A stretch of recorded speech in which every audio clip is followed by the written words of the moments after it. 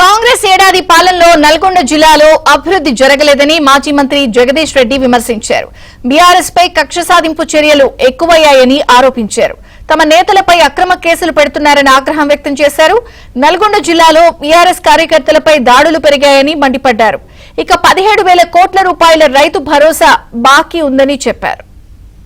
ప్రభుత్వం వచ్చిన సంవత్సరాల కాలంగా ఒక్క రూపాయి అభివృద్ధి జరగలేదు. కొత్తగా ప్రారంభించిన పనులు, కొత్తగా సంఘటన చేసిన పనులు లేవు. కానీ కాంగ్రెస్ ఏడాది పాలనలో నల్గొండ జిల్లాలో అభివృద్ధి జరగలేదని మాజీ మంత్రి జగదీష్ రెడ్డి విమర్శించారు. బీఆర్ఎస్ పై కక్ష సాధింపు చర్యలు ఎక్కువయ్యాయని ఆరోపించారు. తమ నేతలపై అక్రమ కేసులు పెడుతున్నారని ఆగ్రహం వ్యక్తం చేశారు. నల్గొండ జిల్లాలో బీఆర్ఎస్ కార్యకర్తలపై దాడులు పెరిగాయని మండిపడ్డారు. ఇక 17,000 కోట్ల రూపాయల రైతు భరోసా బాకీ ఉందని చెప్పారు. ప్రభుత్వం వచ్చిన సంవత్సరాల కాలంగా ఒక్క రూపాయి అభివృద్ధి జరగలేదు. కొత్తగా ప్రారంభించిన పనులు, కొత్తగా సంఘటన చేసిన పనులు లేవు. కానీ